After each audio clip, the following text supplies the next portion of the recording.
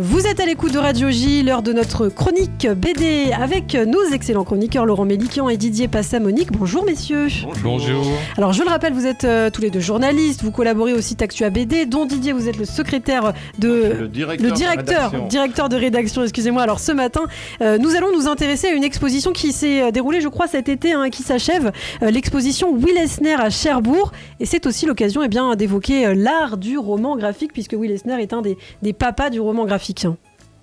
Alors, qui est Will Eisner ? Will Eisner, c'est un Américain qui a trois qualités. Le premier, c'est que c'est vraiment lui qui est, on va dire, l'inventeur du comic book, parce qu'il a créé en 1936 un comic shop avec Iger, et c'est là qu'on va trouver les premiers grands créateurs de comic book. Parmi ses assistants il y a Bob Kane, l'auteur de Batman, et puis plein d'autres. En fait, les plus grands noms de comic book défilent chez lui.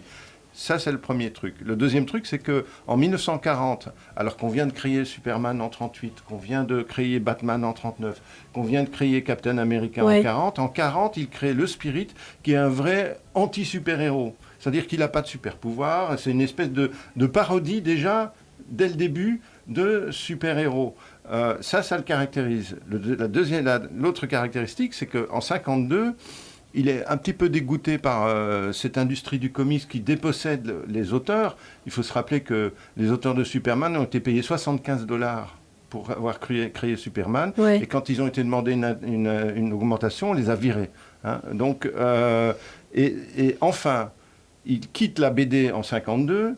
Et puis en 1971, il revient parce que les gens se rappellent de lui. Ouais.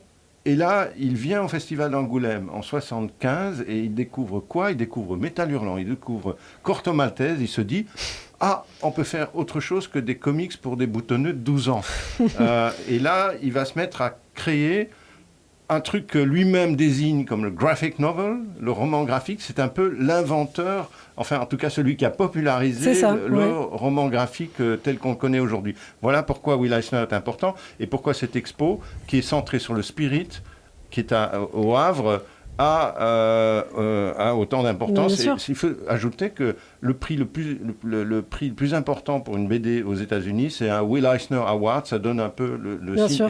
C'est un symbole. Est-ce que je dois dire que Will Eisner est juif ? Évidemment.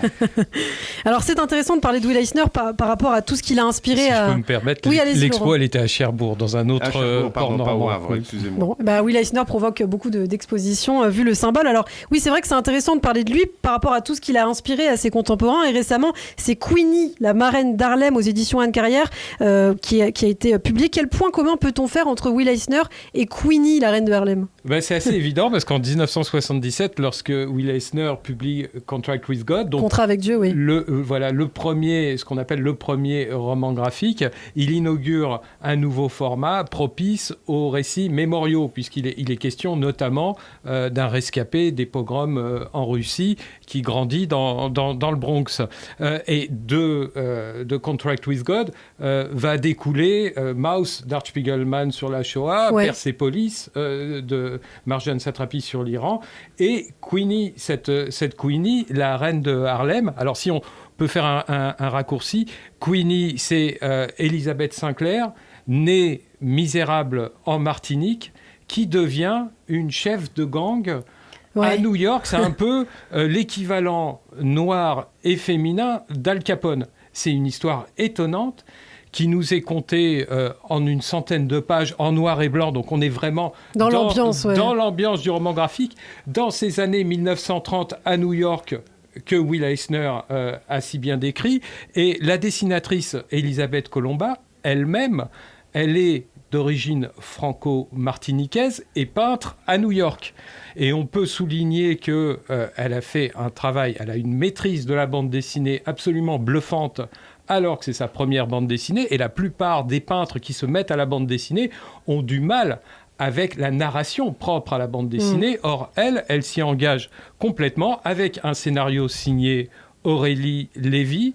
Et on peut dire qu'il est aussi question de la solidarité à New York entre juifs et noirs dans cet ouvrage. Et au moment même où Joséphine Baker entre au Panthéon, on peut comparer aussi ces deux destins qui concernent la Martinique, qui concerne les États-Unis et qui concerne un tout petit peu, dans le cas de Queenie, la France. Alors c'est Queenie, la reine de Harlem, par Aurélie Lévy et Elisabeth Colomba, aux éditions Anne Carrière. Eh bien, vous nous avez convaincus, Laurent. On va tous courir pour l'acheter. Merci beaucoup, Didier Passamonique et Laurent Mélikian. On vous retrouve demain matin sur Radio J.